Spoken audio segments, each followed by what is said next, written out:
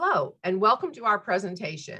This is a case study of ionized hydrogen peroxide spray interventions in a university campus building.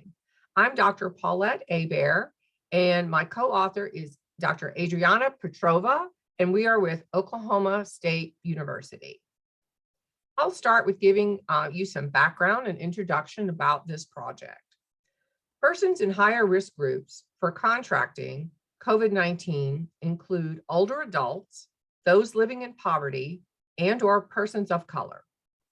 Center for Disease Control and Prevention, CDC, has warned that older adults are at increased risk of severe illness with COVID-19. According to the Center for Infectious Disease Research and Policy, Black patients were 1.9 times more likely than whites to require hospitalization, while those living in poverty were 3.8 times more likely, and poor patients had a 3.6 times higher odds of requiring intensive care. Beusekom 2020. Interventions such as bleach wipes, alcohol wipes, and anecdotally, UltraViolet wands and disinfectant sprays have been known to be used by persons on campus, including students, staff, faculty, many of whom may be in vulnerable populations during the global pandemic in an effort to reduce the spread of the coronavirus. Further, hydrogen peroxide mistreatments were applied on campus by university contracted maintenance staff. The National Collaborating Center reported that several studies have found micro-condensation fogging of hydrogen peroxide to be effective against a variety of bacterial pathogens. Chen O'Keeffe 2020. According to EMist in 2021, the EM360 allows for one person to disinfect an entire room in seconds. And now Dr. Petrova will talk about the methodology.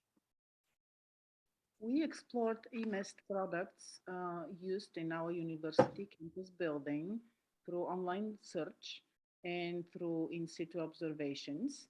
We determined the frequency of application and application methods and observed and photo-documented the application procedures in classrooms, laboratories, and public areas.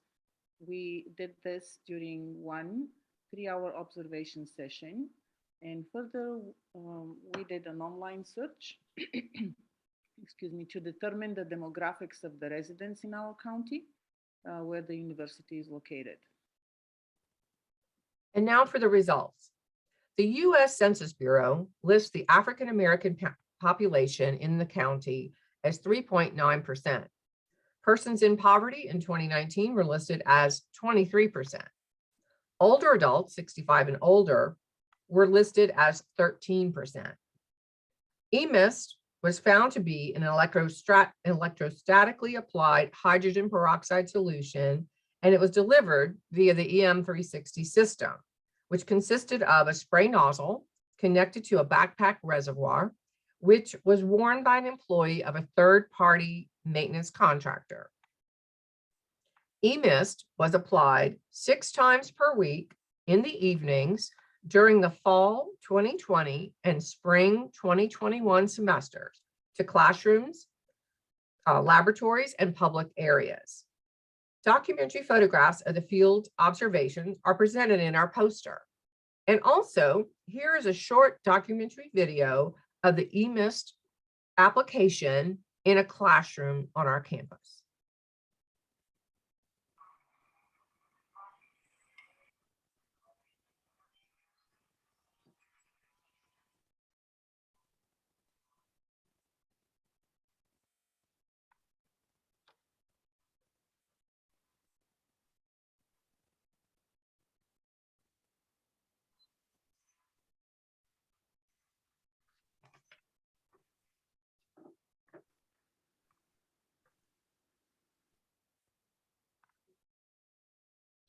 And now for the discussion, conclusions, and future research. Dr. Petrova?